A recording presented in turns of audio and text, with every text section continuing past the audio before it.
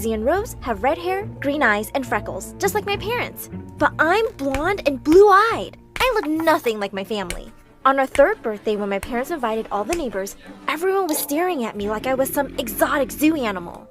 Wow, she looks like an angel. So different from her sisters. She's gorgeous! Kinda makes up for the other two, eh? Just then, my sisters came charging at me with a ketchup bottle and squirted it all over my head. There, now you look more like us. I also discovered soon that my sisters were super dumb, so we couldn't be related. Once I told them if they buried their pocket money, the whole tree would come out, and they did! Months later, when they said their money wasn't growing, I burst out laughing, and they attacked me. You awful witch! I wish you were our sister! I'm not, you fools! I'm adopted! My parents looked like I'd slapped them. Who taught you that word, Emily? Do you know what it means? Mom, Dad, I read books, and I'm not stupid. Stop reading rubbish. You're our daughter, and that's the truth. But I wasn't buying it. I was always imagining who my real parents might be, and if they'd come for me someday. Someone rich and famous, I hoped. In the 7th grade, I was reading in the lounge one day when my sisters walked in with suitcases. You were right, Emily. You are adopted, and your real mom's here for you. What are you talking about? Haven't you seen the lady who's moved in next door? She looks exactly like you. So take your things and leave. I just ignored those morons. But suddenly, they grabbed me by my arms and legs and threw me out. I was banging furiously on the door when I heard someone behind me. Oh, hello. I'm your new neighbor. When I turned around, we both gasped. Oh my God! This woman did look like me! She was staring at me like I was a ghost. Suddenly, she turned and ran away. What just happened? I had to find out more about her. I tried spying on her with binoculars, but her curtains were always closed. One day I baked some cookies and took them to her as a welcome present, but no one opened the door. As I was walking away, I saw her looking at me from a window. Was she avoiding me? Am I the asshole for ruining a pregnancy announcement by telling the woman she may have taken the wrong test? My husband and I recently invited 8 friends for lunch, and we were asked if we could also include a new couple, Doug and Sasha. We have never met them before, but everyone who was invited had, so we said sure. At one point during dinner, Sasha needed to use the restroom, and I told her to use the master suite since the other bathroom was occupied. I was helping my husband in the kitchen when Sasha came out of the room bawling and holding something in her hand. At first, I thought she hurt herself, but she said something to Doug that caused him to drop to his knees, cry, and begin kissing her stomach. All of our friends began screaming, jumping, and crying. It was insane. Finally, Sasha tells my husband and I that she is pregnant. Of course, we congratulate both of them, and then I give them a bag to put the pregnancy test in. I will admit, I did find it odd that she brought a pregnancy test and took it at a complete stranger's house, but I didn't say that out loud. Once everyone sat down to eat, Sasha looked over to me and said, "I hope you don't mind that I used one of your pregnancy tests. I just saw them and I had to." Looking at her confused, I responded, "I don't have any pregnancy tests." Sasha says yes, in your drawer. I asked Sasha if she meant the blue box in the back of my lower left drawer that was closed. She seemed to realize I was pointing out that she basically snooped around, and she sheepishly said the box said pregnancy for pregnancy tests. I said, "Sasha, the brand is Pregmate, and those are ovulation tests. I do not own pregnancy tests. Did you take an ovulation test?" Her husband freaked the absolute F out at me and said his wife was not an idiot and can read a box. He insisted Sasha get the test out now and show me that I'm wrong. Sasha refused, saying she didn't need to prove anything to a complete stranger and insisted they leave immediately. One of the couples thought that Doug and Sasha acted completely ridiculous, while the other 3 couples thought I should have pulled Sasha aside to discuss my concerns and said I was the asshole for saying something in front of everyone. Honestly, the whole situation caught me off guard and everything happened so quickly. The whole thing was bizarre and confusing. I just didn't have the time to put the pieces together mentally before asking about the ovulation tests. Also, I found out later through one of my friends that Sasha did take the ovulation test and she is not pregnant.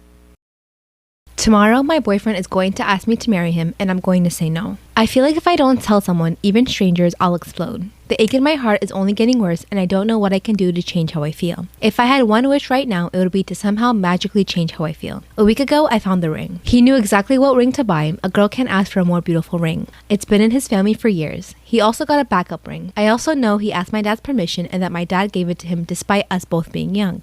My family has always loved him so much. I think they'll feel equally awful after tomorrow. I wish I didn't find the ring. Maybe if I didn't have the time to think about it, I would have said yes. But that's not fair to either of us. I'll miss him. I'll miss his scent, his hugs, his laugh. The way he doesn't make me feel dumb when I tell him I don't know something. He'll just explain it to me. No judgment. I'll miss the chemistry we have, how even after years of being together, we still want each other just as much. I won't miss the jealousy, the possessiveness, and the way he feels like he owns me. When we first got together, I thought I could live with his flaws. After all, I wasn't perfect too. But when I saw the ring, I knew I couldn't. I want to be able to have friends, even if they are of the opposite gender. I want to talk to my coworkers without someone feeling jealous or threatened. I want to sometimes have a girls' night. I want a relationship where my partner doesn't act possessive in the name of being protective. I want someone who won't scream at me, ask me to get in the car, and leave with him just because a male friend asked me to hang out. I get why he does it. I understand him. He's insecure and I get that. He wants to protect me, but what he doesn't understand is that he's hurting me trying to do this. I can't constantly fight and defend myself. That's not the life I see myself having. I feel like he doesn't even trust me even after years of being nothing but loyal. I feel selfish. I promised him I would never leave him. I promised him I'd stay and love him forever. I promised we'd grow old together, start a family together. He's even trying to be better for me. But it just wouldn't be fair to him to have a wife who, even if only for a few moments, resents him. Ooh. I hope he wants to continue our relationship even though I'll say no. I want to keep all my promises, just not now with the way we are. I feel like I'm drowning. I don't want to hurt him. I don't want to disappoint everyone I know. I hope I wake up tomorrow and magically change my mind. Oh shit. Good luck. That's all I got. Story time about why my best friend cut me off. So a little background information, I was 24 and I had a full-time job as a nurse, and I had been best friends with this girl since we were in 7th grade. As soon as she turned 21, she got married, had a kid, and just like any young tragic love story, her boyfriend, who was way older than her, left her for some girl who just turned 18. So I ended up letting her move in with me. She had too much pride to go back to her mom's house. I ended up kicking her out of my house though, because she would have random guys over 24/7 and she would smoke you know what in my house. So I had the cops called on me 24/7 because my neighbors could smell it. So fast forward to now, she's living with her mom. Her and I got over that fight and she decided that she wanted to go to college. I was so proud of her, but she asked me if I could watch her kid when she had to go into school because she was doing mostly online. So of course I said yes, I wanted her to succeed. Like for part 2. Part 2 about why my best friend cut me off. So like I said, she finally decided to go to college. Me being super happy for her, I would watch her kid whenever she would have to go into school. Well, the one night I'm making dinner and her kid's in the living room, I'm in the kitchen, and I go into the living room to tell him that dinner is ready. And I see my dog backed up into a corner and him with a fire poker literally poking my dog. I wouldn't even call it poking, he was pretty much trying to stab my dog.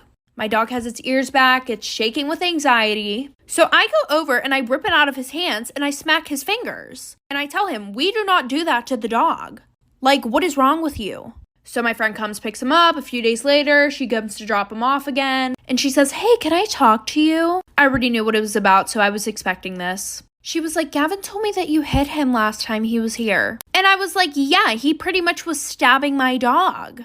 And then she's like, oh, well, you know, he doesn't mean any harm. He plays with the dogs like that at home. Like, okay, sis. Story time on when I caught my stepdad abusing my mom. So a little background information. Men are trash, and I was 13 and in 7th grade. Well, it was my birthday, and my mom took me to the shoe store to get some new shoes. And I saw this guy keep staring at my mother. So I pulled my mom aside and whispered to her, like, hey, there's some dude staring at us. Because low-key, he looked creepy as hell.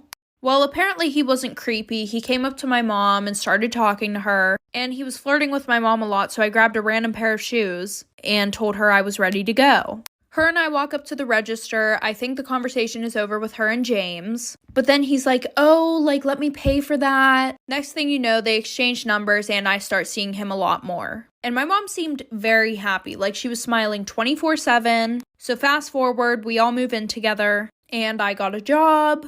Well, my best friend Kayla was 17 and she had her driver's license. Like for part 2. Part 2 about when I caught my stepdad abusing my mother. So like I said, we all moved in together. My mother was super happy and I had a job. My best friend would come and pick me up after this job. And I would usually get off work around 7 p.m. Well, around this time, James would have already been at work. He usually started work at like 6 o'clock.